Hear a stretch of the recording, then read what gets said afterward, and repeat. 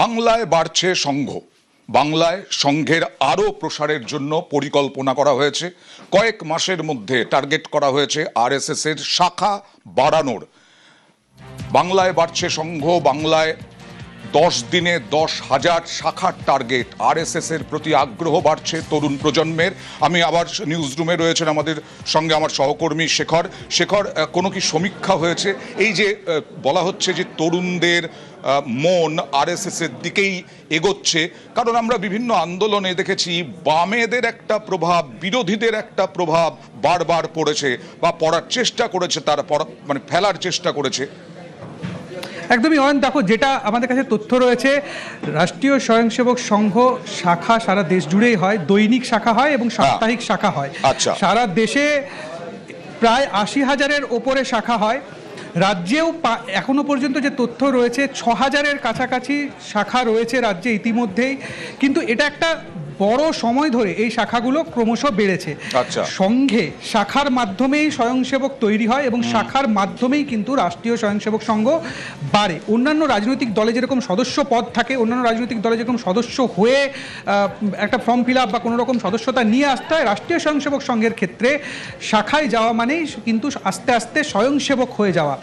এই বিষয়টা অর্থাৎ শাখা বাড়া মানে রাষ্ট্রীয় স্বয়ংসেবক সংঘের শক্তি বৃদ্ধি। যদি আমরা দেখি কিছুদিন ধরে, শেষ কয়েক বছর ধরেই ক্রমশ সংঘের প্রতিপত্তি একদম বেড়েছে পশ্চিমবঙ্গে। এবারে যেটা হয়েছে, 10 দিনে মহালয়া থেকে ঠিক 10 দিন আগে অর্থাৎ মহালয়ার দিন পর্যন্ত 10 দিনে 10,000 শাখার লক্ষ্যমাত্রা নির্ধারণ করে মাঠে নামছে রাষ্ট্রীয় স্বয়ংসেবক সংঘ।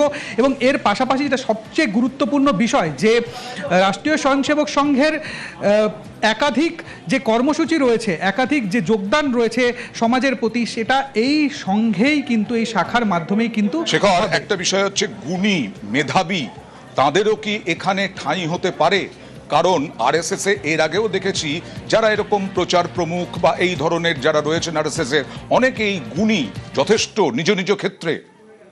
একদমই গুণী থেকে আরম্ভ করে যারা বিভিন্ন জায়গায় কৃতি রয়েছেন, অধ্যাপক, চিকিৎসক, সাংবাদিক, এছাড়াও সাধারণ মানুষ, যে কোনো সাধারণ মানুষ, হয়তো একটা বেলপাড়িতে থাকা একজন শবর বাড়ির একটা ছেলে, আবার হয়তো কোচবিহারে থাকা একটি রাজবংশী বাড়ির ছেলে, যে কেউ শাখাতে আসতে পারে, এই রকম একটা ধারণা নিয়েই সংঘ চলে। সেই রকম তথ্যই আমাদের কাছে রয়েছে, আমাদের জানানো হয়েছে।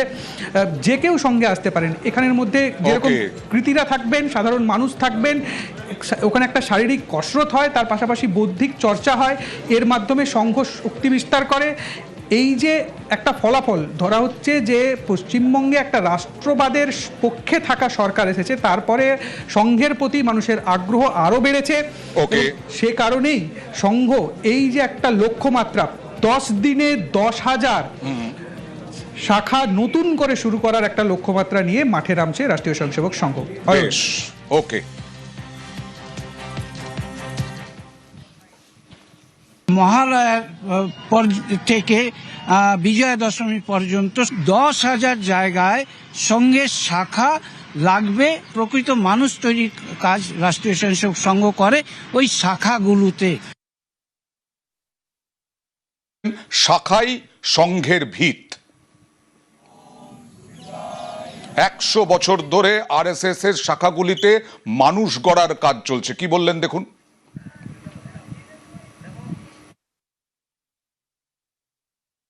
সংঘ তো 100 বছর পূর্ণ করলো, তার জন্য শাখাই আমাদেরকে আজকের এই অবস্থায় এনেছে।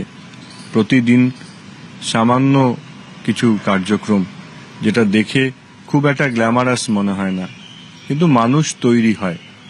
মানুষ তৈরি হওয়ার যে সাধনা, সেটা শাখাতেই হয়, যার মধ্যে কোনো গ্ল্যামার নেই, কোনো নাম নেই, কোনো লোকের সঙ্গে কিছু প্রতিযোগিতা কিছু নেই। দিনের পর দিন কোনো, আমরা বলি কোনো পুরস্কার তিরস্কার নেই, শুধু সংস্কার আছে। এই সংস্কারের জায়গাটাই শাখা। আর মমতা তৃণমূলের নেতা বিধায়ক কুণাল ঘোষ, তিনি কটাক্ষ করলেন আরএসএস এর এই কর্মসূচিকে।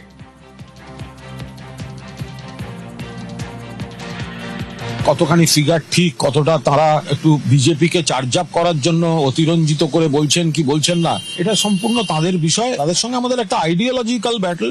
আমরা ধর্মনিরপেক্ষ গণতান্ত্রিক প্রগতিশীল শক্তি, আরএসএস এর সঙ্গে আমাদের একটা তাদের চিন্তা ভাবনা, তাদের দৃষ্টিভঙ্গি, তাদের কর্মপদ্ধতি, তাদের অভিমুখ, তার সঙ্গে আমাদের একটা আইডিওলজিক্যাল ব্যাটল আছে।